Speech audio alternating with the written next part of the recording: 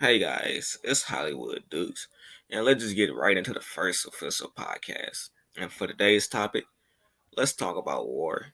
And let me pull up my notes and we'll get right into it. For on the agenda for today, we have my opening statements, my opinion on war, and current events. I feel that World War III is inevitable. It's bound to happen. Humans are greedy by nature.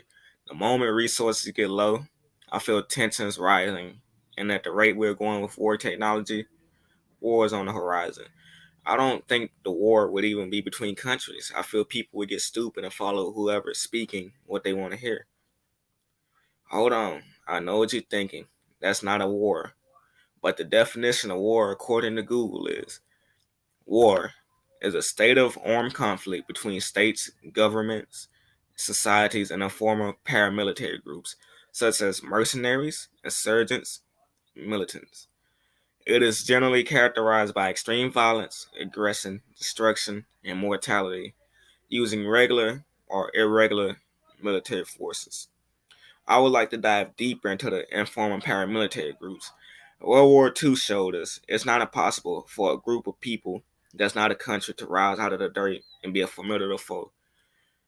And who I'm talking about is none other than Hitler. Hitler, all he did was he was a good speaker. All he had to do was just say what they wanted to hear. He knew that Germans were angry about about the last war, or War 1, about how they lost. They were just on the losing side of everything. They lost territory, they lost resources, and Hitler, being an ex army guy, well, veteran of the German army, he felt very strongly about their loss. So he wanted to gain back what they lost, and he started World War II because he got his own military. Let's just go right into my opinion upon war. I like war. Well, not everything about it. I feel, well, I hate it. Saying you don't like war is not going to stop anything. Like, you might as well just accept it, because that's the only way we're going to advance as humans. That, like, every time we had peace, something's always going to stop it. Nobody's nobody's never going to like everybody. Somebody's always going to do something. Currently, we're not at war, but we're still using unnecessary resources, sending troops to fight little battles overseas, when most of the causes have nothing to do with the U.S. or anything dealing with us. It don't affect us. It don't bother us. Like, well, it shouldn't bother us, but now it do, because every 2 months or like every month you hear a few casualties happening overseas, and something that we shouldn't even be there for. Let's just move right into current events. Tokyo, Japan. As we're nearing the dreaded second meeting of U.S. President Donald Trump and North Korea dictator Kim Jong Un, the Prime Minister of Japan, Shinzo Abe, wants to host his own meeting with Kim. Shinzo wants to settle their differences through this meeting. He also wants to denuclearize North Korea, calling Pyongyang, the capital of North Korea, an unexpected threat. He also wanted to clarify the abduction of Japanese people years back in the 1970s through the 1980s, and North Korea even admitted to capturing these people back in 2002. They admitted to it. They captured Japanese people with hopes of turning them into spies for North Korea. I think they captured.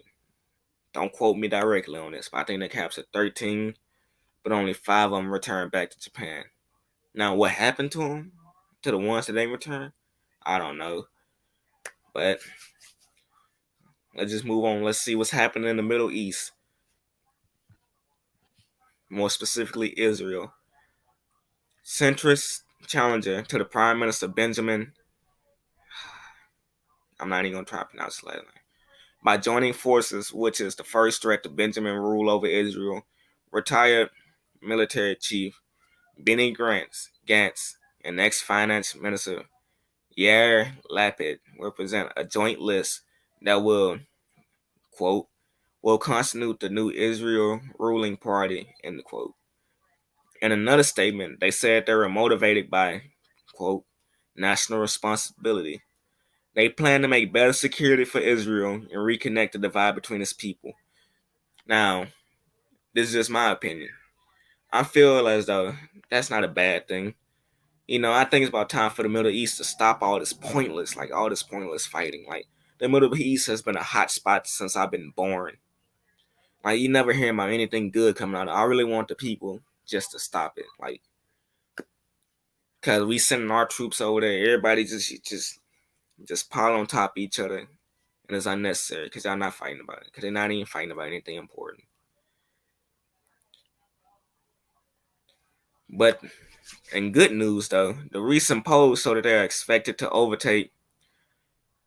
That they overtake. I'm just gonna try to say this. Netanyahu ruling, likely to become Israel's largest faction after April 19th vote. I'm rooting for them. I hope that they win. Hey, more power to them. Let's just talk about the hundreds evacuated from ISIL's last Syria holdout. ISIL, that is ISIS, but American news call it ISIS because you don't want to give too many names for them, but their real name is ISIL. But let's get it right into it. Hundreds of people, including women and children, has been evacuated from the Islamic State of Iraq. AFP correspondent reported on Wednesday seeing at least 17 trucks carrying men, women, and children out of the last patch of ISIL's territory in the eastern Syrian village of Baghouz.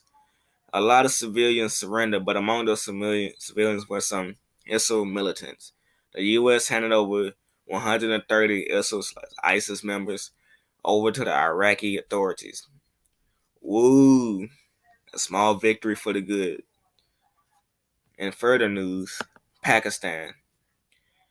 Imran Khan approves military response of India attacks. The Pakistani government has authorized its military to, quote, respond decisively and comprehensively to any aggression or misadventure, end quote, by neighboring India. As tensions soar between a nuclear armed rival, India has vowed a jaw-breaking response. That was a quote. To a suicide bombing in the disputed Kashmir region last week that killed 42 Indian soldiers. Pakistan said it was not involved in any way, means, or form. And the attack, which it said was, quote, conceived, planned, and executed indigenously, end quote. Now, in my opinion, I feel like Pakistan, you have all the right. If you feel like if that's how you feel that if that's how you feel that they are, if they was behind it, hey, do you? And I mean, hopefully it could be resolved without war. But it's not affecting me in any type of way because I don't live over there. But let's just go right into my notes. Well, in conclusion, we have an action-packed Middle East currently. Well, the Middle East is never at peace. Things are heating up. Well, going more our way as USA. I mean, as US is backing them up. And the Kim Trump meeting, I don't truly know what they're meeting about. I mean, we all know it's about the denuclearization, but I really want to know, I really want more information on what are they meeting about? Like what y'all talking about? But let's just give it time and see what happened. Also, the Prime Minister of Japan, I hope that he get his meeting, discuss it out. Let's just hope. Let's just hope they work something out. But for next week agenda on Sunday, we'll talk about genders. Tuesday, I don't even know what I want to talk about. I would ask y'all, but I don't have a fan base yet.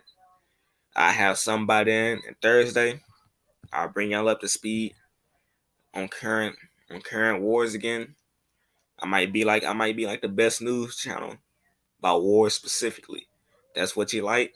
Hey, every Tuesday, hopefully you could tune in to me. But That's all I gotta say for now. And hey, Hollywood Dukes, I'm out.